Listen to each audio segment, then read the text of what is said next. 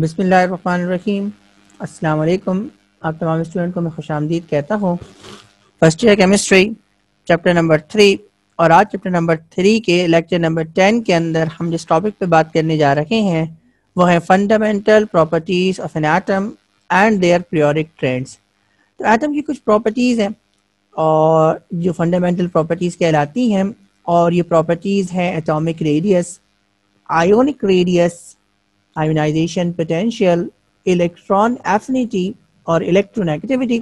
तो इन प्रॉपर्टीज़ को डिस्कस करेंगे कि ये प्रॉपर्टीज़ क्या होती हैं और उसके बाद फिर हम इनके पीरियोडिक ट्रेंड्स को डिस्कस करेंगे। तो जो पीरियोडिक टेबल है उसके अंदर एलिमेंट्स को स्टडी करने के दो मुख्तलिफ तरीके हैं।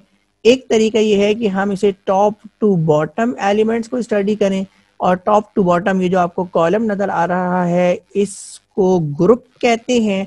तो एक स्टडी का तरीका है कि डाउन द ग्रुप प्रॉपर्टीज को स्टडी किया जाए, और जो दूसरा तरीका है वो लेफ्ट टू राइट प्रॉपर्टी को स्टडी करें। तो लेफ्ट टू राइट ये आपको जो रॉ नजर आ रही है इसे पीरियड कहते हैं। तो left to right along the period study कर सकते हैं, top to bottom down the group elements को स्टडी कर सकते हैं। तो ये दो तरीके हैं एलिमेंट्स की प्रॉपर्टीज को स्टडी करने के पीरियोडिक टेबल के अंदर, और दो ही वेरिएशन पॉसिबल है, या तो प्रॉपर्टी की वैल्यू इंक्रीज होगी या प्रॉपर्टी की वैल्यू डिक्रीज होगी, और ये इंक्रीमेंट और ये डिक्रीमेंट ग्रेजुअल होगा। इसी इंक्रीमेंट और डिक्रीमेंट यानी वेरिएशन को पीरियोडिक ट्रेंड्स कहते हैं।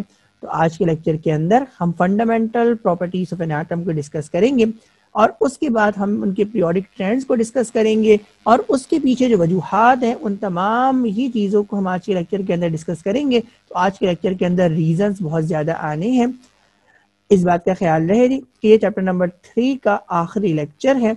लेक्चर नंबर 10 आइए से स्टार्ट करते हैं। ये पहली प्रॉपर्टी है एटॉमिक रेडियस, इस पे हम बात करने जाएंगे, और एटॉमिक रेडियस की डेफिनेशन अब आपके सामने है, और ये लिखा है half of the distance between nuclei of two similar atoms. तो दो एक जैसे एटम्स को अगर एक साथ रखा जाए यानी बराबर बराबर में रखा जाए, एडजेसेंट रखा जाए, और उनके न्यूक्लियस के दरमियान फासले को नापा जाए, तो ये जो फासला है वो डायमीटर के बराबर होगा। इस डायमीटर का अगर आप हाफ कर लें तो ये एटॉमिक रेडियस के बराबर आ जाएगा। तो एटॉमिक रेडियस को जिस तरीके से मालूम किया जाता है उसी तरीके से उसको निकालने का तरीका डेफिनेशन की फॉर्म में लिख दिया गया है। एक्स रेज को पास किया जाता है एटम्स से, और एटम्स न्यूक्लियस जो एक्स रेज हैं वो न्यूक्लियस से और इलेक्ट्रॉन से रुकती हैं, उसके नतीजे में एक छवि मिलती है, और न्यूक्लियस के दरमियान फासले को नापा जाता है और उसका हाफ किया जाता है, जिसके नतीजे में आपको एटॉमिक रेडियस पता लगता है जी। तो एटॉमिक रेडियस जिस तरीके से निकाला जाता है उसी तरीके से आपने उसकी डेफिनेशन बनाई है। ये आपको दो एटम्स नजर आ रहे हैं, और ये पहला एटम है और उसका न्यूक्लियस आपको नजर आ रहा है, ये दूसरा एटम है और उसका न्यूक्लियस आपको नजर आ रहा है, और ये दोनों एटम सिमिलर हैं, और साइज से इस बात का आपको अंदाजा हो रहा होगा कि ये एटम सिमिलर हैं और दोनों एटम्स बराबर बराबर में रखे हुए हैं, यानी ये एटम एडजेसेंट मौजूद हैं। और ऐसा क्रिस्टल लैटिस के अंदर होता है, और एटॉमिक जो क्रिस्टल्स होते हैं उनके अंदर एटम बिल्कुल इसी तरीके से मौजूद होते हैं बराबर बराबर के अंदर। तो अगर आप इन दोनों न्यूक्लियस के दरमियान फासले को नापें तो ये एटॉमिक डायमीटर के बराबर होगा, और आप ये जानते हैं कि अगर डायमीटर का हाफ किया जाए तो एटॉमिक रेडियस के बराबर होगा। तो एटॉमिक रेडियस इस न्यूक्लियस से लेकर आखिरी इलेक्ट्रॉन तक का फासला होता है। लेकिन क्योंकि इसको इस तरीके से निकाला नहीं जाता, बल्कि इसको निकालने के लिए एक्सरे टेक्निक इस्तेमाल की जाती है, जहां पर दो एडजेसेंट न्यूक्लियस के दरमियान फासले को नापा जाता है और फासले का हाफ करके रेडियस मालूम किया जाता है। तो जिस तरीके से एटॉमिक रेडियस निकाला जाता है उसी तरीके से आपने उसकी डेफिनेशन बनाई है, वरना तो असल में रेडियस है the distance between nucleus and valence electron, क्योंकि यहाँ पर फिर आपका वैलेंस इलेक्ट्रॉन मौजूद होगा जहाँ पे अब आपको ये शेल नजर आ रहा है, और ये आपका यानी इस डिस्टेंस का जो हाफ है उसको आप क्या कहते हैं, एटॉमिक रेडियस कहते हैं। तो एटॉमिक रेडियस के ट्रेंड्स क्या हैं इसको हम डिस्कस करने जाएंगे। तो अगर आप down the group periodic table के अंदर मूव करें तो एटॉमिक रेडियस इंक्रीज होता है, और एटॉमिक रेडियस के इंक्रीज होने की वजह क्या है जी, कि नंबर ऑफ शेल इंक्रीज हो जाते हैं।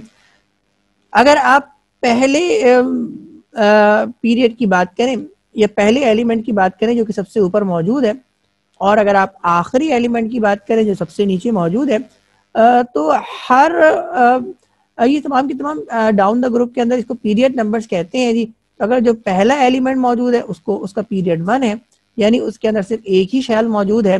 और अगर आप दूसरे एलिमेंट की बात करेंगे यानी उससे नीचे वाले एलिमेंट की बात करेंगे तो उसके पास 2 शेल्स मौजूद है, यानी 2 ऑर्बिट्स मौजूद है।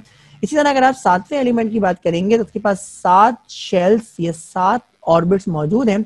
यानी डाउन द ग्रुप जब आप पीरियोडिक टेबल के अंदर मूव कर रहे हैं तो एलिमेंट्स के पास नंबर ऑफ शेल्स बढ़ रहे हैं, यानी नंबर ऑफ ऑर्बिट बढ़ रहे हैं, और नंबर ऑफ ऑर्बिट के बढ़ने की वजह से एटॉमिक रेडियस भी इंक्रीज होगा। तो down the group periodic table के अंदर अगर आप मूव करेंगे तो एटॉमिक रेडियस इंक्रीज होगा, और उसकी वजह भी मैंने बता दी कि नंबर ऑफ शेल इंक्रीज हो रही हैं।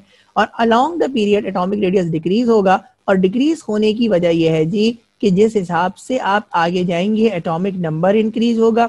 एटॉमिक नंबर इंक्रीज होने का मतलब यह है जी कि number of protons in the nucleus increase होंगे, और number of electron in the shell increase होंगे। तो एटॉमिक नंबर इंक्रीज होने से नंबर ऑफ प्रोटॉन इंक्रीज होंगे, और नंबर ऑफ इलेक्ट्रॉन्स भी उसी तादाद में इंक्रीज होंगे। नंबर ऑफ प्रोटॉन्स और नंबर ऑफ इलेक्ट्रॉन के इंक्रीज होने से force of attraction between nucleus and electrons ये इंक्रीज हो जाएगी, जिसकी वजह से इलेक्ट्रॉन्स न्यूक्लियस के करीब आ जाएंगे, और अगर इलेक्ट्रॉन न्यूक्लियस के करीब आएंगे तो एटॉमिक रेडियस डिक्रीज हो जाएगा। तो ये वो वजह है जी जिसकी वजह से एटॉमिक रेडियस डिक्रीज होता है कि इलेक्ट्रॉन न्यूक्लियस से करीब आ जाते हैं, और इलेक्ट्रॉन की न्यूक्लियस के करीब लाने में फोर्स ऑफ अट्रैक्शन मददगार साबित होती हैं, जो कि न्यूक्लियस और वैलेंस इलेक्ट्रॉन के दरमियान होती हैं। इसलिए अलोंग द पीरियड अगर आप पीरियोडिक टेबल के अंदर मूव करेंगे तो एटॉमिक रेडियस डिक्रीज होगा। अब कुछ रीजंस को पढ़ने जाएंगे, और ये पहला सवाल लिखा हुआ है जी कि why atomic radius decreases along the period, इस पे भी हमने बात की थी। तो जवाब इसका लफ्जों की फॉर्म में यहाँ पे मौजूद है कि एटॉमिक रेडियस जब आप left to right periodic table के अंदर मूव करें, जिसको पीरियड कहते हैं, तो उसके अंदर एटॉमिक रेडियस डिक्रीज होता है। और उसकी वजह क्या है जी कि नंबर ऑफ प्रोटॉन्स न्यूक्लियस के अंदर बढ़ते हैं, और number of electron valence shell के अंदर इंक्रीज हो जाते हैं। तो नंबर ऑफ प्रोटॉन्स न्यूक्लियस में बढ़ने की वजह से और नंबर ऑफ इलेक्ट्रॉन के वैलेंस शेल में बढ़ने की वजह से force of attraction between nucleus and valence electron increase हो जाती हैं, और इलेक्ट्रॉन न्यूक्लियस से करीब आ जाते हैं, और इलेक्ट्रॉन जब न्यूक्लियस से करीब आएंगे तो एटॉमिक रेडियस डिक्रीज हो जाएगा। ये दूसरा सवाल है जी, और यहाँ पे लिखा हुआ है कि why atomic radius increase down the group. तो atomic radius down the group increase होता है क्योंकि जब आप down the group periodic table के अंदर मूव करेंगे तो हर बारी पे आपका एक एक शेल इंक्रीज होगा, और नंबर ऑफ शेल के इंक्रीज होने की वजह से यानी ऑर्बिट्स के इंक्रीज होने की वजह से न्यूक्लियस और वैलेंस इलेक्ट्रॉन के दरमियान फासला बढ़ जाएगा, और जब न्यूक्लियस और वैलेंस इलेक्ट्रॉन के दरमियान फासला बढ़ेगा तो एटम का साइज भी इंक्रीज होगा। तो ये वो वजह है जिसकी वजह से atomic radius down the group increase होता है।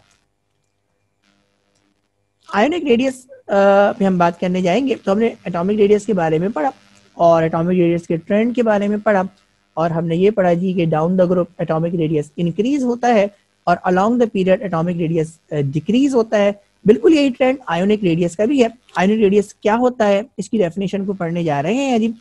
तो ये आयोनिक रेडियस की डेफिनेशन अब आपके सामने है, और ये लिखा हुआ है the radius of an ion in an ionic crystal lattice. तो क्रिस्टल लैटिस के अंदर जो आयन मौजूद है, अब उन आयन के दरमियान इसी तरह से रेडियस निकाला जाता है जिस तरह से एटम के दरमियान हमने रेडियस निकाला था, और जो आयन का रेडियस है उसको फिर आयोनिक रेडियस कहते हैं। तो एटम का रेडियस एटॉमिक रेडियस कहलाता है, और जो आयन होता है ये आप जानते हैं कि दो किस्म के आयन होते हैं, कैटाइंस होते हैं और एनाइंस होते हैं, और कैटाइंस और एनाइंस ये आयोनिक क्रिस्टल की लैटिस के अंदर मौजूद होते हैं। तो बिल्कुल इसी तरीके से इनका जो रेडियस होता है उसको क्या कहते हैं, आयोनिक रेडियस कहते हैं। यानी न्यूक्लियस से लेकर जो वैलेंस इलेक्ट्रॉन है उनके दरमियान के फासले की मदद के जरिए आयोनिक रेडियस निकाला जाता है। कैटाइंस और एनाइंस की बात करें तो कैटाइंस हमेशा एटम से छोटे होते हैं, और ये कंपैरिजन आपके सामने है। एटम न्यूट्रल पार्टिकल होता है जबकि कैटाइंस पे पॉजिटिव चार्ज होता है, और cations are form by the loss of electron. तो इस बात का ख्याल रखिएगा कि कैटाइंस हमेशा पेरेंट एटम से छोटे होते हैं। पेरेंट एटम उस एटम को कहते हैं जिससे कैटाइन बनता है। तो मिसाल के तौर पे अगर ये सोडियम एटम है तो ये सोडियम आयन का साइज है, यानी कंपैरिजन ये दिखा रही है जी कि सोडियम पॉजिटिव आयन ये सोडियम एटम से छोटे होंगे और हर कैटाइन अपने एटम से छोटा होता है। और उसकी वजह ये होती है कि अगर आप एटम की बात करें तो एटम के अंदर नंबर ऑफ प्रोटॉन्स और नंबर ऑफ इलेक्ट्रॉन्स बराबर होते हैं, और जो कैटाइन बनता है वो इलेक्ट्रॉन के रिमूवल से बनता है।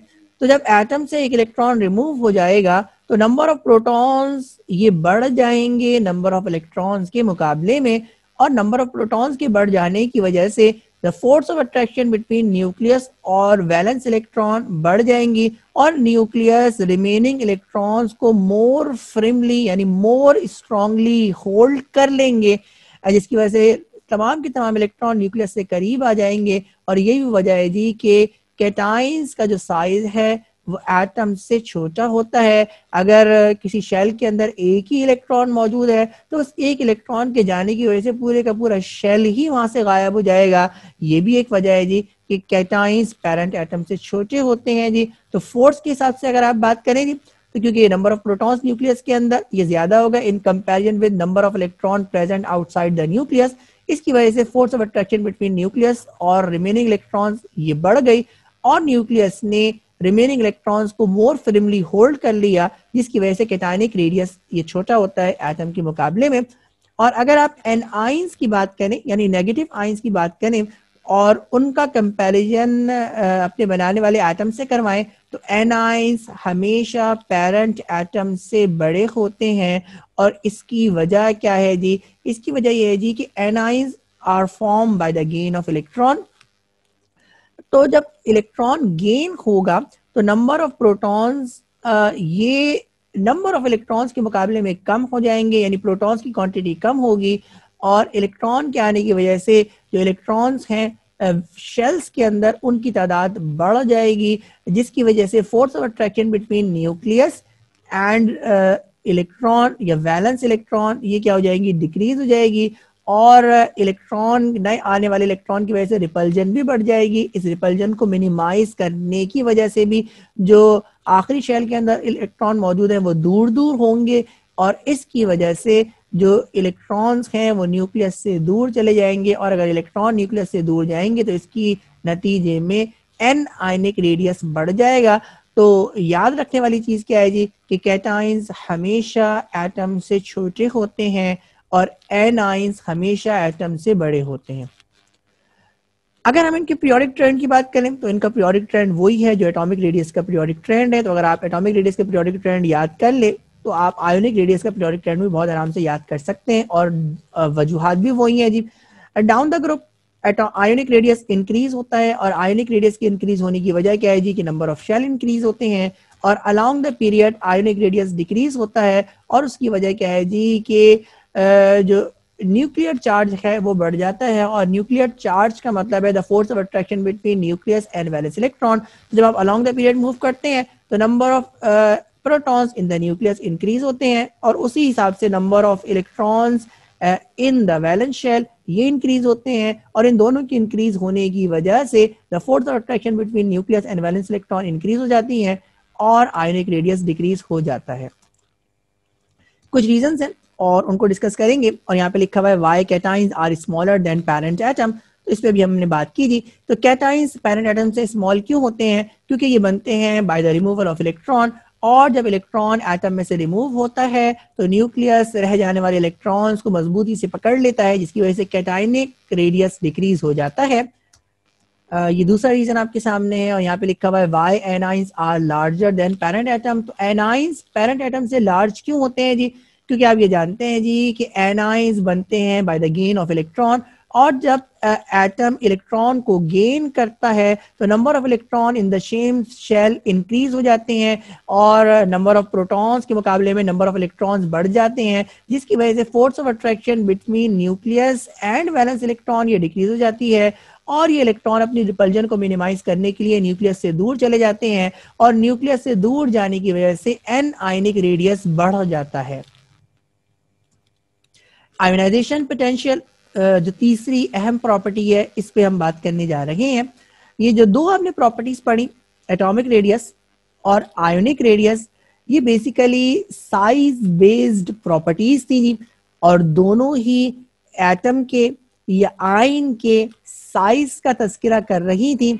अब हम जो दो प्रॉपर्टीज पढ़ने जा रहे हैं उसमें पहली आयोनाइजेशन पोटेंशियल है और दूसरी इलेक्ट्रॉन एफिनिटी है। ये दोनों प्रॉपर्टीज एनर्जी बेस्ड प्रॉपर्टीज हैं। तो ये याद रखिएगा कि आज के लेक्चर के अंदर हमें तीन किस्म की प्रॉपर्टीज पढ़नी है। पहली दो साइज बेस्ड प्रॉपर्टी थी, दूसरी आयोनाइजेशन पोटेंशियल और इलेक्ट्रॉन एफिनिटी, ये एनर्जी बेस्ड प्रॉपर्टी है। और जो आखिरी प्रॉपर्टी हम पढ़ेंगे वो असल में एबिलिटी है, वो असल में टेंडेंसी है, वो सलाहियत है जिसको इलेक्ट्रोनेगेटिविटी कहते हैं। तो अब एनर्जी बेस्ड प्रॉपर्टीज को पढ़ने जा रहे हैं और ये पहली एनर्जी बेस्ड प्रॉपर्टी है जिसको आयोनाइजेशन पोटेंशियल कहते हैं। तो आयोनाइजेशन पोटेंशियल एनर्जी है, क्या है इसकी डेफिनेशन अब आपके सामने है। ये लिखा है the amount of energy required to remove an electron completely from an atom in a gaseous state, या लिखा हुआ है from a gaseous atom। तो आप इसको from a gaseous atom भी लिख सकते हैं या आप लिख सकते हैं from an atom in a gaseous state। तो एटम अगर gaseous state के अंदर मौजूद है तो उस वक्त में अगर उसका वैलेंस इलेक्ट्रॉन रिमूव करना है तो वैलेंस इलेक्ट्रॉन रिमूव करने के लिए जितनी एनर्जी रिक्वायर्ड होगी उसको हम आयोनाइजेशन पोटेंशियल कहेंगे। यानी एटम को कैटाइन की फॉर्म में कन्वर्ट करना है क्योंकि इलेक्ट्रॉन निकालना है और जब एटम में से इलेक्ट्रॉन को निकालेंगे तो वो कैटाइन बन जाएगा। तो एटम में जो इलेक्ट्रॉन मौजूद है उसको न्यूक्लियस होल्ड किया हुआ है। इसका मतलब है जी अगर इलेक्ट्रॉन को एटम से निकालना है यानी न्यूक्लियस की गिरफ्त से निकालना है तो उसके लिए आपको एनर्जी देना पड़ेगी। इसलिए लिखा हुआ है amount of energy required. Required का मतलब ये है जी ये प्रोसेस एंडोथर्मिक इन नेचर होगा। एनर्जी एटम अपने अंदर एब्जॉर्ब करेगा और एनर्जी कितनी होनी चाहिए, कम से कम ये जो फोर्स ऑफ अट्रैक्शन है between nucleus and valence electron इससे ज्यादा होनी चाहिए ताकि इलेक्ट्रॉन एटम न्यूक्लियस की गिरफ्त से बाहर आ जाए और एटम आयोनाइज हो जाए। तो एटम को आयोनाइज करने के लिए ये एटम को कैटाइन में कन्वर्ट करने के लिए जो एटम एनर्जी एब्जॉर्ब करता है जिसके बाद इलेक्ट्रॉन उस एटम से रिमूव हो जाता है और एटम कैटाइन में कन्वर्ट हो जाता है, इस एनर्जी को आयोनाइजेशन पोटेंशियल कहते हैं। इस बात का ख्याल रखिएगा जी कि एटम गैसियस स्टेट में होना चाहिए। देखिए एटम सॉलिड स्टेट के अंदर भी हो सकता है जी, तो अगर वो एनर्जी को एब्जॉर्ब करेगा तो वो लिक्विड स्टेट के अंदर जाएगा, मजीद एनर्जी को एब्जॉर्ब करेगा तो वो गैसियस स्टेट के अंदर जाएगा। तो ये भी एनर्जी की एब्जॉर्प्शन है जी। लेकिन जब वो गैसियस स्टेट के अंदर मौजूद होगा उसके बाद जो एनर्जी है इलेक्ट्रॉन को निकालने के लिए वो असल में क्या कहलाती है, आयोनाइजेशन पोटेंशियल कहलाती है। तो आयोनाइजेशन पोटेंशियल क्या होता है उसकी डेफिनेशन को आपने पढ़ा। अब हम इसके पीरियोडिक ट्रेंड्स पढ़ने जा रहे हैं और डाउन द ग्रुप अगर हम पीरियोडिक टेबल के अंदर मूव करें तो आयोनाइजेशन पोटेंशियल की वैल्यू क्या होती है, डिक्रीज होती है। यहाँ आप सिंपल इस बात से याद रखिएगा जी कि आयोनाइजेशन पोटेंशियल का एटॉमिक रेडियस से इनवर्स रिलेशन है। अगर आप ये याद रख लें तो आपको ये तमाम के तमाम पीरियोडिक ट्रेंड्स याद रखना इंतहाई आसान हो जाएंगे। अब जो हम प्रॉपर्टीज पढ़ने जा रहे हैं, चाहे आयोनाइजेशन पोटेंशियल की बात करें, चाहे हम इलेक्ट्रॉन एफिनिटी की बात करें, चाहे हम इलेक्ट्रोनेगेटिविटी की बात करें, अगर आप इनके पीरियोडिक ट्रेंड्स को स्टडी करेंगे तो इनके पीरियोडिक ट्रेंड्स को स्टडी करने के लिए आप इसका कंपैरिजन फॉरेन एटॉमिक रेडियस से करवा लिया करें। और ये याद रखें जी कि ये जो प्रॉपर्टीज हैं आयोनाइजेशन पोटेंशियल, इलेक्ट्रॉन एफिनिटी और इलेक्ट्रोनेगेटिविटी, इनका रिलेशन एटॉमिक रेडियस से इनवर्स है। यानी एटॉमिक रेडियस अगर इंक्रीज होगा तो आयोनाइजेशन पोटेंशियल, इलेक्ट्रॉन एफिनिटी और इलेक्ट्रोनेगेटिविटी डिक्रीज होंगी और अगर एटॉमिक रेडियस डिक्रीज होगा तो आयोनाइजेशन पोटेंशियल, इलेक्ट्रॉन एफिनिटी और इलेक्ट्रोनेगेटिविटी ये तीनों ही इंक्रीज होंगी। तो यहाँ पर लिखा हुआ है जी कि down the group ionization potential decrease होती है और डिक्रीज होने की वजह क्या है जी कि एटॉमिक रेडियस इंक्रीज हो जाता है और एटॉमिक रेडियस के इंक्रीज होने की वजह से force of attraction between nucleus and valence electron ये डिक्रीज हो जाती है। इसका मतलब है इलेक्ट्रॉन को निकालना आसान हो जाता है। अगर इलेक्ट्रॉन को निकालना आसान है, इलेक्ट्रॉन को निकालने के लिए कम एनर्जी देना पड़ेगी, इसका मतलब है आईपी यानी आयोनाइजेशन पोटेंशियल की वैल्यू भी कम होगी। अलोंग द पीरियड अगर हम बात करें तो along the period ionisation potential की वैल्यू इंक्रीज होती है और उसकी वजह क्या है जी कि न्यूक्लियर चार्ज इंक्रीज हो जाता है और न्यूक्लियर चार्ज के इंक्रीज होने की वजह से एटॉमिक रेडियस डिक्रीज हो जाता है और force of attraction between nucleus और वैलेंस इलेक्ट्रॉन इंक्रीज हो जाती है। इसका मतलब ये है जी कि न्यूक्लियस ने इलेक्ट्रॉन को मजबूती से पकड़ा हुआ है और इलेक्ट्रॉन को न्यूक्लियस की गिरफ्त से आजाद करवाने के लिए आपको ज्यादा एनर्जी देना पड़ेगी और अगर ज्यादा एनर्जी देना पड़ेगी तो इसका मतलब है आयोनाइजेशन पोटेंशियल की वैल्यू क्या हो जाएगी, इंक्रीज हो जाएगी। कुछ रीजंस है और इन्हीं बातों को हम दोबारा पढ़ने जाएंगे और यहाँ पे लिखा हुआ है वाई आई पी यानी ionization potential increases along the period. Ionisation potential की वैल्यू इंक्रीज क्यों होती है जब हम अलोंग द पीरियड मूव करते हैं? तो यहाँ पे जवाब आपके सामने लिखा हुआ है जी कि जब हम पीरियोडिक टेबल के अंदर लेफ्ट टू राइट मूव करेंगे तो आयोनाइजेशन पोटेंशियल की वैल्यू इंक्रीज होगी और उसकी वजह क्या है जी कि number of electron in a valence shell increase होंगे with the number of protons in the nucleus और इसकी वजह से force of attraction between nucleus and valence electron ये इंक्रीज हो जाएगी और इलेक्ट्रॉन को निकालना एटम से मुश्किल हो जाएगा और जब इलेक्ट्रॉन को एटम से निकालना मुश्किल हो जाएगा यानी ज्यादा एनर्जी देना पड़ेगी इलेक्ट्रॉन को निकालने के लिए, इसका मतलब है आयोनाइजेशन पोटेंशियल की वैल्यू इंक्रीज हो जाएगी। ये दूसरा रीजन आपके सामने है और यहाँ पे लिखा हुआ है जी कि आयोनाइजेशन पोटेंशियल की value down the group decrease क्यों होती है जी? तो जब आप down the group periodic table के अंदर मूव करते हैं तो एटॉमिक रेडियस इंक्रीज हो जाता है क्योंकि नंबर ऑफ शेल इंक्रीज होते हैं, उसकी वजह से एटॉमिक रेडियस इंक्रीज होता है और एटॉमिक रेडियस के इंक्रीज होने की वजह से force of attraction between nucleus and valence electron ये डिक्रीज हो जाती है। इसका मतलब है less amount of energy required है टू रिमूव एन इलेक्ट्रॉन, इसका मतलब है आईपी की वैल्यू डिक्रीज होगी। एक और रीजन आपके सामने है और यहाँ पे लिखा हुआ है why second IP is greater than first IP और ये one of the most important concept है, तो इसको आप गौर से देखिएगा जी। तो फर्स्ट आईपी का मतलब है जी कि the energy required to remove an electron from an atom और सेकंड आईपी का मतलब ये है जी कि the amount of energy required to remove the electron from monovalent cation, क्योंकि जब एटम में से इलेक्ट्रॉन रिमूव हो जाएगा तो वो तो कैटाइन के अंदर कन्वर्ट हो जाएगा और उस कैटाइन पे +1 चार्ज होगा। यानी यहाँ पे ये इसको इक्वेशन की फॉर्म में भी लिख के दिखाया गया है जी। तो ये जो आईपी है यानी मेटल मोनोवेलेंट कैटाइन के अंदर कन्वर्ट हो जाएगा और ये पहला इलेक्ट्रॉन रिमूव हुआ तो पहले इलेक्ट्रॉन को निकालने के लिए यानी एटम से इलेक्ट्रॉन को निकालने के लिए जो एनर्जी रिक्वायर्ड है उसको फर्स्ट आईपी कहते हैं और जब एटम से इलेक्ट्रॉन निकाल लेंगे तो वो कैटाइन के अंदर कन्वर्ट हो जाएगा यानी मोनोवेलेंट कैटाइन के अंदर कन्वर्ट हो जाएगा। तो मोनोवेलेंट कैटाइन में से एक और इलेक्ट्रॉन को निकालने के लिए यानी दूसरे इलेक्ट्रॉन को निकालने के लिए जिसके बाद वो डाइवेलेंट कैटाइन के अंदर कन्वर्ट हो जाएगा, जो एनर्जी रिक्वायर्ड है उसको सेकंड आईपी कहते हैं। और आप ये अच्छे तरीके से जानते हैं कि cations are smaller than parent atom, तो कैटाइन पेरेंट एटम से छोटा होता है। इसका मतलब है जी कि जब इलेक्ट्रॉन एटम से रिमूव होगा तो जो न्यूक्लियस है वो रेस्ट ऑफ द इलेक्ट्रॉन्स को यानी रिमेनिंग इलेक्ट्रॉन्स को मोर फिर्मली होल्ड कर लेगा। इसका मतलब है जी कि कैटाइन से इलेक्ट्रॉन निकालना मजीद दुश्वार हो जाएगा, यानी कैटाइन से इलेक्ट्रॉन को निकालने के लिए आपको एनर्जी की वैल्यू ज्यादा देना पड़ेगी। यही वो वजह है जी कि किसी भी एटम की बात करें तो उसकी सेकंड आईपी फर्स्ट आईपी से ज्यादा होती है और अगर आप थर्ड आईपी की बात करें तो थर्ड आईपी सेकंड आईपी से ज्यादा होगी। यानी आईपी दूसरा इलेक्ट्रॉन निकालना ये पहले इलेक्ट्रॉन के निकालने से ज्यादा मुश्किल होगा और अगर आप तीसरा इलेक्ट्रॉन निकालना चाह रहे हैं तो तीसरा इलेक्ट्रॉन निकालना ये दूसरे इलेक्ट्रॉन को निकालने से ज्यादा दुश्वारकुन होगा। इलेक्ट्रॉन एफिनिटी की अगली प्रॉपर्टी है जिसको हम स्टडी करने जा रहे हैं और इलेक्ट्रॉन एफिनिटी की डेफिनेशन अब आपके सामने है। इस बात का ख्याल रखिएगा जी कि आयोनाइजेशन पोटेंशियल की बिल्कुल रिवर्ट है ये प्रॉपर्टी जिसको इलेक्ट्रॉन एफिनिटी कहते हैं। ये लिखा है जी the amount of energy released when neutral atom gains electron या इलेक्ट्रॉन। तो जब न्यूट्रल एटम इलेक्ट्रॉन गेन करेगा तो उसके नतीजे में एनर्जी रिलीज होगी। अब अगर आप इसका कंपैरिजन करते जाए आयोनाइजेशन पोटेंशियल के साथ तो आयोनाइजेशन पोटेंशियल थी the amount of energy required और इलेक्ट्रॉन एफिनिटी है the amount of energy released. यानी आयोनाइजेशन पोटेंशियल ये एंडोथर्मिक प्रोसेस था जबकि इलेक्ट्रॉन एफिनिटी एक्सोथर्मिक प्रोसेस है। वहां पे लिखा हुआ था required to remove the electron, यहाँ पे लिखा हुआ है require release when atom gains electron. तो यानी वहां पर इलेक्ट्रॉन रिमूव हो रहा था, यहाँ पे इलेक्ट्रॉन गेन हो रहा है। जब इलेक्ट्रॉन रिमूव होगा तो एटम कैटाइन में कन्वर्ट हो जाएगा, और जब इलेक्ट्रॉन गेन होगा तो एटम एनाइन के अंदर कन्वर्ट हो जाएगा जी। तो न्यूट्रल एटम जब एनाइन के अंदर कन्वर्ट होगा यानी इलेक्ट्रॉन को ये एक्सेप्ट करेगा, यानी एटम जब कैटाइन में कन्वर्ट होगा तो उसको एनर्जी चाहिए होगी, यानी इलेक्ट्रॉन निकालना पड़ेगा, और उसके लिए जो एनर्जी रिक्वायर्ड होती है उसको आयोनाइजेशन पोटेंशियल कहते हैं। इलेक्ट्रॉन एफिनिटी की बात करें तो इलेक्ट्रॉन एफिनिटी एक्सोथर्मिक प्रोसेस है, और इसके बाद एटम एनाइन में कन्वर्ट हो जाता है।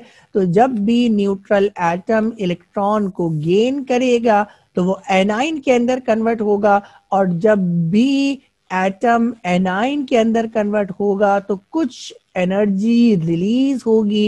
ये जो एनर्जी रिलीज होगी इसको इलेक्ट्रॉन एफिनिटी कहते हैं। इलेक्ट्रॉन एफिनिटी के पीरियोडिक ट्रेंड्स को पढ़ने जा रहे हैं, और जिस तरह मैंने आपको पहले बताया कि इसका इनवर्स रिलेशन है एटॉमिक रेडियस से। तो डाउन द ग्रुप अगर आप पीरियोडिक टेबल के अंदर मूव करेंगे तो इलेक्ट्रॉन एफिनिटी डिक्रीज होगी, और उसकी वजह क्या है जी कि एटॉमिक रेडियस इंक्रीज हो जाएगा, और एटॉमिक रेडियस के इंक्रीज होने की वजह से force of attraction between nucleus and valence electron decrease हो जाएगी।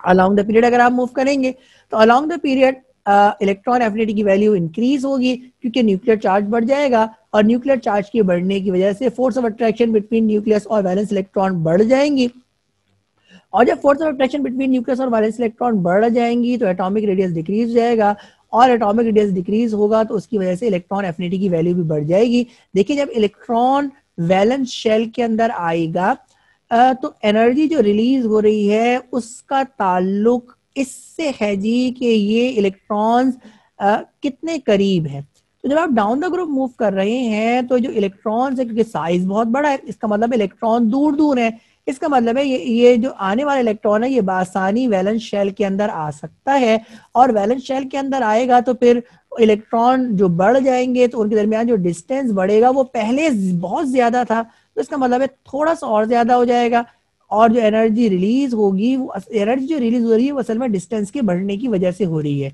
एनर्जी रिलीज हो रही है वो असल में एक्सपेंशन की वजह से हो रही है। लेकिन जब अलोंग द पीरियड की बात करेंगे और आप 7 एलिमेंट्स की बात करें कि जिनके आखिरी शेल के अंदर 7 इलेक्ट्रॉन मौजूद हैं, तो जब एक और इलेक्ट्रॉन आएगा, और ये आप ये जानते हैं जी कि ये 7 इलेक्ट्रॉन पहले से बहुत ज्यादा करीब है जी, क्योंकि एटॉमिक रेडियस इनका कम है जी, तो अब ये आने वाला जो इलेक्ट्रॉन है जिसका 8वां नंबर है जी, तो जब ये उन 7 इलेक्ट्रॉन्स के साथ आके बैठेगा शेल के अंदर तो इन तमाम के तमाम यानी इन आठों इलेक्ट्रॉन के दरमियान जो फासला है वो बहुत कम हो जाएगा। इसका मतलब है रिपल्जन बहुत बढ़ जाएंगी, और रिपल्जन को कम करने के लिए ये जो एटम है या आप कहेंगे एटम तो एनाइन के अंदर कन्वर्ट हो गया, तो ये एनाइन क्या होगा, एक्सपेंड होगा, force of attraction between nucleus valence electron decrease होंगी, और उसकी वजह से हाई अमाउंट ऑफ एनर्जी यानी जितना ज्यादा एक्सपेंड होगा, जितने ज्यादा ये इलेक्ट्रॉन न्यूक्लियस से दूर जाएंगे उतनी ही ज्यादा एनर्जी रिलीज होगी, और जितनी ज्यादा एनर्जी रिलीज होगी उतना ये जो एनाइन है वो स्टेबलाइज होगा। तो ये वो वजह है जिसकी वजह से large amount of energy release होती है, और अगर large amount of energy release होगी तो इलेक्ट्रॉन एफिनिटी की वैल्यू भी इंक्रीज हो जाएगी। अब इलेक्ट्रॉन एफिनिटी से रिलेटेड रीजंस को पढ़ने जा रहे हैं, यानी उन्हीं बातों को एक बार फिर हम रीजंस की फॉर्म में पढ़ेंगे। तो ये पहला सवाल अब आपके सामने है और यहाँ पे लिखा हुआ है why electron affinity decreases down the group. तो electron affinity decrease down the group क्यों होती है, उसकी वजह क्या है जी कि एटॉमिक रेडियस इंक्रीज हो जाता है और force of attraction between nucleus and valence electron decrease हो जाती है, जिसकी वजह से less amount of energy release होती है on the addition of electron. और अगर less amount of energy release होगी on the addition of electron तो इसका मतलब है कि ईए की वैल्यू यानी इलेक्ट्रॉन एफिनिटी की वैल्यू डिक्रीज हो रही है। ये दूसरा रीजन आपके सामने है और यहाँ पे लिखा हुआ है why electron affinity increases along the period. तो इलेक्ट्रॉन एफिनिटी की वैल्यू इंक्रीज क्यों होती है जब हम अलोंग द पीरियड मूव करते हैं, उसकी वजह क्या है जी कि जब आप left to right periodic table के अंदर मूव करते हैं तो इलेक्ट्रॉन एफिनिटी की इंक्रीज होने की वजह क्या है जी कि number of electron in the same shell increase हो जाते हैं, जिसकी वजह से force of attraction between nucleus and valence electron increase हो जाती है, इलेक्ट्रॉन न्यूक्लियस से करीब आ जाते हैं, और जब इलेक्ट्रॉन न्यूक्लियस से करीब आएंगे और जब नया इलेक्ट्रॉन आएगा तो इन इलेक्ट्रॉन्स और नए आने वाले इलेक्ट्रॉन्स के दरमियान रिपल्जन बहुत ज्यादा होगी, और इस पूरे के पूरे सिस्टम को स्टेबलाइज करने के लिए large amount of energy release होगी, इलेक्ट्रॉन की एडिशन पे, और अगर large amount of energy release होगी तो इसका मतलब क्या है जी कि इलेक्ट्रॉन एफिनिटी की वैल्यू बढ़ जाएगी। इलेक्ट्रोनेगेटिविटी पढ़ने जा रहे हैं तो आपने दो एनर्जी बेस्ड प्रॉपर्टीज पढ़ी, आयोनाइजेशन पोटेंशियल और इलेक्ट्रॉन एफिनिटी, ये एनर्जी बेस्ड प्रॉपर्टीज थी जी। आयोनाइजेशन पोटेंशियल के नतीजे में आप कैटाइन बनाते हैं और इलेक्ट्रॉन एफिनिटी के नतीजे में आप एनाइन बनाते हैं, और ये दोनों ही एनर्जी बेस्ड प्रॉपर्टीज इंतहाई अहम हैं और आयनिक बॉन्डिंग को समझने के लिए ये इंतहाई जरूरी है जी। आप इनको बहुत अच्छे से समझिएगा ताकि आपको चैप्टर नंबर 4 के अंदर आयोनिक बॉन्डिंग समझने में मुश्किल ना हो। ये दोनों जो एनर्जी बेस्ड प्रॉपर्टीज थी, अब आपके पास जो नई प्रॉपर्टी है जिसको इलेक्ट्रोनेगेटिविटी कहते हैं, ये एटम की टेंडेंसी है, यानी ये एटम की सलाहियत है, तो ये एनर्जी नहीं है। Electronegativity one of the most important property है जी, और इसे आपने बहुत अच्छे से इसलिए पढ़ना है जी क्योंकि चैप्टर नंबर जो 4 है वो स्टार्ट ही इलेक्ट्रोनेगेटिविटी से होगा, और इलेक्ट्रोनेगेटिविटी ही आपको ये बताएगी जी किसी के दो एटम के दरमियान जो बनने वाला बॉन्ड है उसकी नेचर क्या है। तो one of the most important tendency of an atom तो है क्या, इसकी डेफिनेशन को हम स्टडी करेंगे जी। और ये लिखा है जी the tendency of an atom to attract shared pair of electron towards it. तो एटम की वो सलाहियत कि जिसके सबब वो इलेक्ट्रॉन के पेयर को अपनी जानिब अट्रैक्ट कर सके, तो ये जो सलाहियत है इसको इलेक्ट्रोनेगेटिविटी कहते हैं। तो और इसका ताल्लुक बराह रास्त नंबर ऑफ इलेक्ट्रॉन से है। नंबर ऑफ इलेक्ट्रॉन अगर ज्यादा होंगे तो इसका मतलब है न्यूक्लियर चार्ज ज्यादा होगा, और न्यूक्लियर चार्ज अगर ज्यादा होगा तो इसका मतलब ये है जी कि शेयर्ड पेयर ऑफ इलेक्ट्रॉन्स को जो आफ्टर बॉन्डिंग बनता है शेयरिंग कोवेलेंट बॉन्डिंग के नतीजे में होती है। तो कोवेलेंट बॉन्ड जब बनेगा तो कोवेलेंट बॉन्ड बनने के बाद कौन सा एटम उस शेयर्ड पेयर ऑफ इलेक्ट्रॉन को अपने पास रखेगा या अपने पास अट्रैक्ट करेगा, तो वो एटम क्या कहलाता है, ज्यादा इलेक्ट्रोनेगेटिव कहलाता है। तो इलेक्ट्रोनेगेटिविटी असल में टेंडेंसी है of an atom to attract shared pair of electron towards it. अगर हम इसके थ्योरिक ट्रेंड्स की बात करें जी तो down the group electronegativity decrease होती है, और उसकी वजह क्या है जी कि एटॉमिक रेडियस डिक्रीज हो जाता है, और एटॉमिक रेडियस के डिक्रीज होने की वजह से फोर्स ऑफ अट्रैक्शन न्यूक्लियस और वैलेंस इलेक्ट्रॉन के दरमियान कम हो जाती है, यानी जो न्यूक्लियर चार्ज है वो डिक्रीज हो जाता है, और न्यूक्लियर चार्ज के डिक्रीज होने की वजह से इलेक्ट्रोनेगेटिविटी भी डिक्रीज होती है, और along the period electronegativity increase होती है क्योंकि न्यूक्लियर चार्ज इंक्रीज हो जाता है, और न्यूक्लियर चार्ज के इंक्रीज होने की वजह से force of attraction between nucleus and valence electron increase हो जाती है, एटॉमिक रेडियस डिक्रीज हो जाता है, और ये न्यूक्लियर चार्ज इतना ज्यादा होता है कि ये शेयर्ड पेयर ऑफ इलेक्ट्रॉन को अपनी तरफ अट्रैक्ट कर सकता है। तो ये वो वजह है जिसकी वजह से electronegativity along the period increase होती है।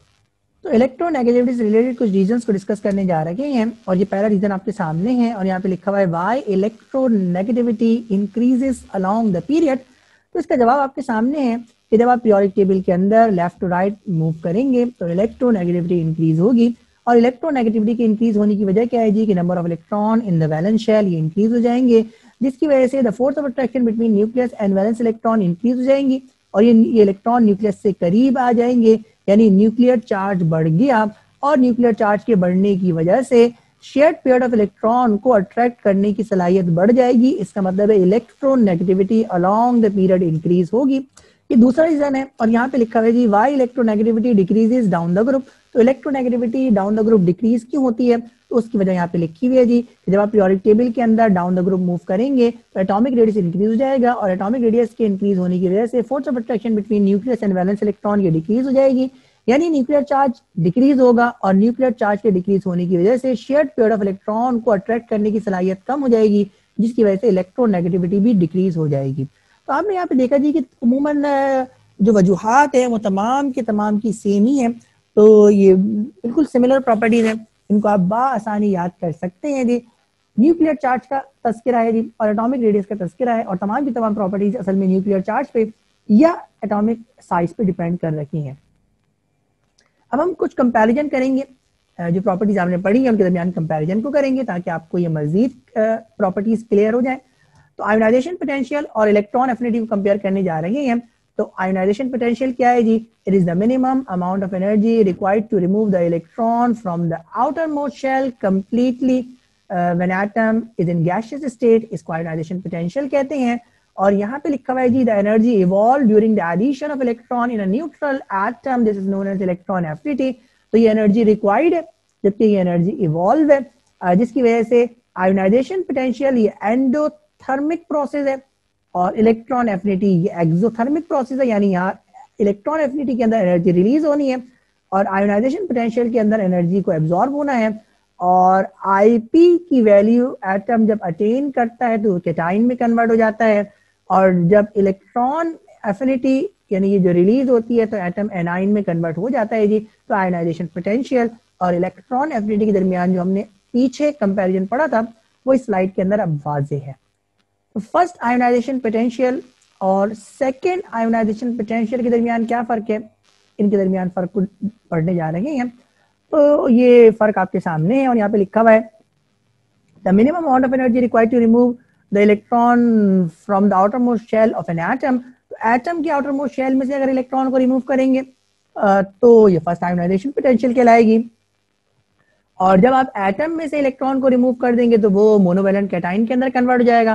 तो मोनो पॉजिटिव कैटाइन में से अगर इलेक्ट्रॉन को रिमूव करेंगे तो ये सेकंड आयोनाइजेशन पोटेंशियल कहलाएगा। तो एटम से इलेक्ट्रॉन रिमूव करना this is first ionization potential, और मोनोवैलेंट कैटाइन से इलेक्ट्रॉन को रिमूव करना ये सेकंड आयोनाइजेशन पोटेंशियल कहलाता है।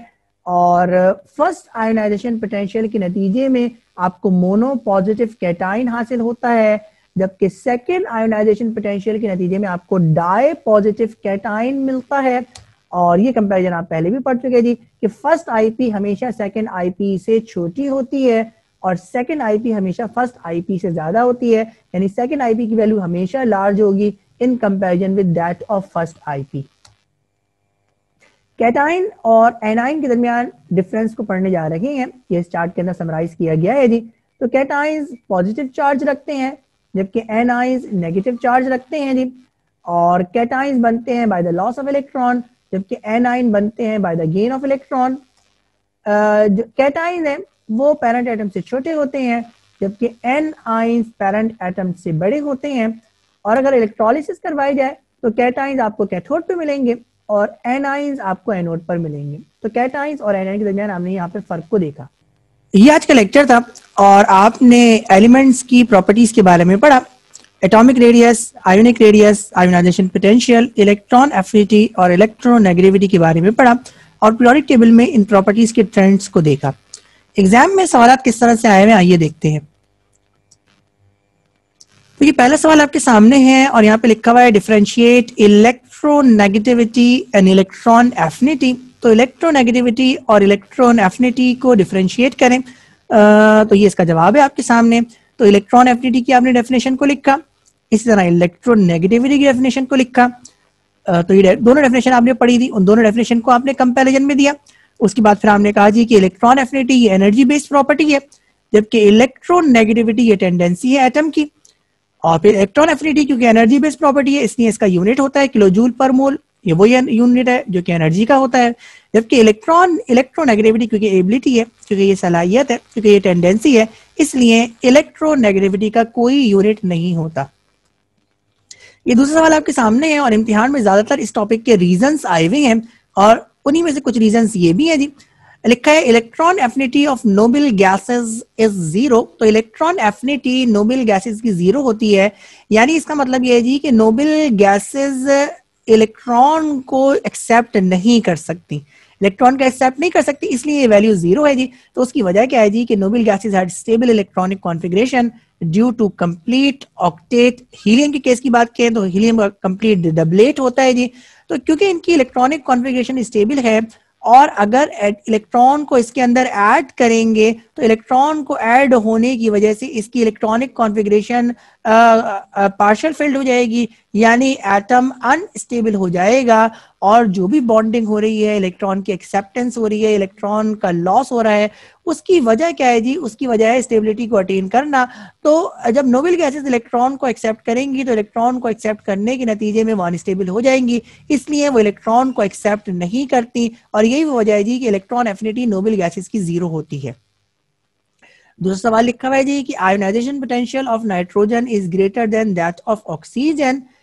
अगर आप सीक्वेंस देखें तो नाइट्रोजन पहले आता है, उसके बाद फिर ऑक्सीजन आता है और उसके बाद फिर फ्लोरीन आता है। यानी नाइट्रोजन ग्रुप 5A का मेंबर है, ऑक्सीजन ग्रुप 6A का मेंबर है और फ्लोरीन ग्रुप 7A का मेंबर है। और अभी आपने ये पढ़ा था जी कि ionization potential increases along the period, और इस सीक्वेंस के हिसाब से नाइट्रोजन की आयोनाइजेशन पोटेंशियल कम होनी चाहिए ऑक्सीजन के मुकाबले में, लेकिन यहाँ लिखा हुआ है जी कि आईपी नाइट्रोजन की ऑक्सीजन से ज्यादा होती है। तो इसकी वजह क्या है जी, इसका जवाब अब आपके सामने है। नाइट्रोजन का एटॉमिक नंबर 7 होता है और इसकी इलेक्ट्रॉनिक कॉन्फ़िगरेशन ये है जी, 2s2 और 2p3 को देखें जी, तो p के अंदर 6 इलेक्ट्रॉन आ सकते हैं लेकिन 3 इलेक्ट्रॉन मौजूद हैं जी। यानी नाइट्रोजन की इलेक्ट्रॉनिक कॉन्फ़िगरेशन हाफ फिल्ड है, और ये बात आप पीछे वाले लेक्चर में भी पढ़ चुके हैं जी कि half filled electronic configuration is more stable then partial field electronic configuration. अगर ऑक्सीजन की बात करें तो ऑक्सीजन की कॉन्फ़िगरेशन, क्योंकि ऑक्सीजन का एटॉमिक नंबर 8 होता है, तो जो कॉन्फ़िगरेशन बनेगी वो बनेगी 2s2 2p4। तो 2p4 ये पार्शियल फिल्ड इलेक्ट्रॉनिक कॉन्फ़िगरेशन है, जबकि 2p3 ये हाफ फिल्ड इलेक्ट्रॉनिक कॉन्फ़िगरेशन है। इसलिए अगर नाइट्रोजन में से इलेक्ट्रॉन निकाला जाएगा तो नाइट्रोजन अनस्टेबल हो जाएगा, क्योंकि ये half filled electronic configuration partial field electronic configuration में कन्वर्ट हो जाएगी।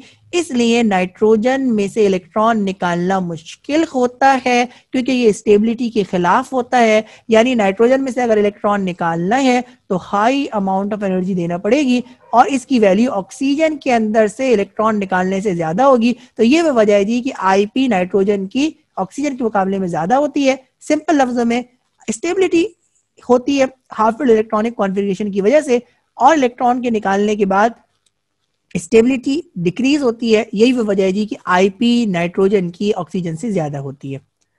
तो ये आज का लेक्चर था, और आज के लेक्चर में आपने प्रॉपर्टीज को पढ़ा, atomic radius, ionic radius, ionization potential, electron affinity और इलेक्ट्रोनेगेटिविटी के बारे में पढ़ा।